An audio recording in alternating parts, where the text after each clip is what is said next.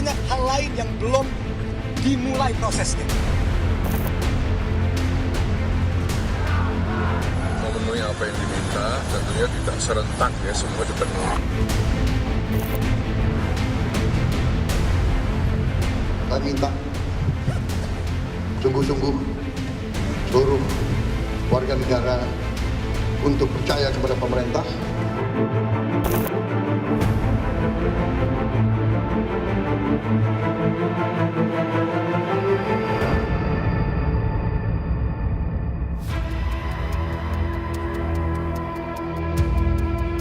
Pada akhir Agustus 2025, gelombang demonstrasi menyapu kota-kota besar.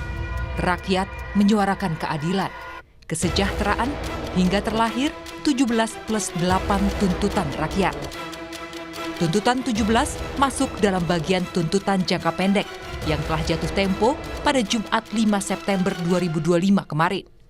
Sedangkan tuntutan 8 merupakan tuntutan jangka panjang dengan tenggat waktu 1 tahun untuk dipenuhi. Lantas, apa yang telah dipenuhi dan berapa lagi yang tinggal janji? Tuntutan 17+8 bisa dipantau oleh masyarakat di halaman bijakmemantau.id. Progresnya hingga Senin 8 September. 11 baru mulai, 3 malah mundur, 8 belum digubris, dan 3 kawal terus. 17 tuntutan rakyat yang ditujukan kepada Presiden Prabowo, diantaranya bentuk tim investigasi independen kasus korban kekerasan dan pelanggaran HAM selama demonstrasi. Statusnya belum ada update. Tuntutan 2, hentikan keterlibatan TNI dalam pengamanan sipil dan kembali ke barak. Statusnya baru mulai. Tuntutan 3 hingga 5, yaitu bebaskan seluruh demonstran. Proses hukum aparat yang memerintahkan melakukan tindakan kekerasan dan hentikan kekerasan oleh kepolisian. Statusnya malah mundur. Sedangkan tuntutan lainnya berstatus kawal terus.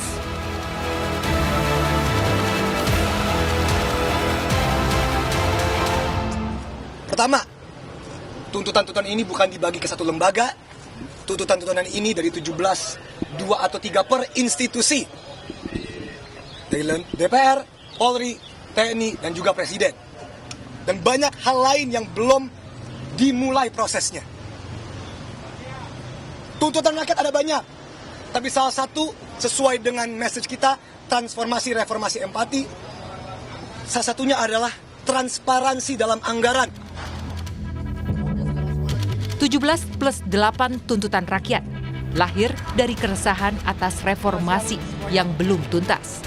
Dari isu pelibatan TNI dalam pengamanan sipil, kriminalisasi demonstran, hingga kesenjangan transparansi DPR dan kesejahteraan buruh. Sebagai bentuk respons, DPR menghentikan tunjangan rumah dan moratorium kunjungan ke luar negeri. Tunjangan yang dipangkas mencakup tunjangan listrik hingga transportasi. DPR RI menyepakati menghentikan pemberian tunjangan perumahan anggota DPR RI terhitung sejak tanggal 31 Agustus 2025. DPR RI akan memangkas tunjangan dan fasilitas anggota DPR setelah evaluasi meliputi biaya langganan, A daya listrik, dan B jasa telepon, kemudian biaya komunikasi intensif dan biaya tunjangan transportasi. 4. Anggota DPR RI yang telah dinonaktifkan oleh partai politiknya tidak dibayarkan hak keuangannya. Sebelum evaluasi anggaran, anggota DPR dapat membawa pulang lebih dari 200 juta rupiah. Kini, gaji dan tunjangan dipangkas sekitar 65,59 juta rupiah. Rincian gaji dan tunjangan anggota DPR yang telah dipangkas sebagai berikut. Gaji pokok 4,2 juta rupiah, tunjangan jabatan 12,8 juta rupiah, dan tunjangan konstitusional 57,4 juta rupiah. Total brutonya 74,2 juta rupiah. Tapi jumlah itu akan dikurangi pajak penghasilan 15% yang ditanggung negara. sehingga take home pay atau gaji bersih anggota DPR sekitar 65,5 juta rupiah. Perjuangan atas tuntutan rakyat belum usai. Demonstrasi masih bergulir, meski tidak semasif beberapa waktu lalu. Kebijakan menghentikan tunjangan DPR dan penonaktifan sejumlah anggota dewan dianggap publik belum cukup. Tentunya tidak serentak ya, semua dipenuhi. Kalau semua permintaan dipenuhi kan juga repot ya. Oleh karena itu tentu kita nyerahkan saja kepada Presiden yang saya tahu beliau sangat memperhatikan, sangat mendengarkan dan responsif ya terhadap apa yang diharapkan rakyat. Dan Presiden Prabowo Subianto meminta kepada seluruh warga negara Indonesia agar percaya kepada pemerintah dan DPR untuk memperjuangkan kepentingan rakyat. Kami minta sungguh-sungguh seluruh warga negara untuk percaya kepada pemerintah, untuk tenang.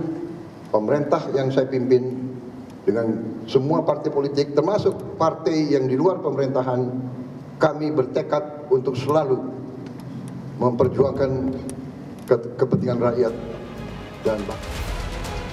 17 plus 8 tuntutan rakyat bukan sekadar daftar aksi.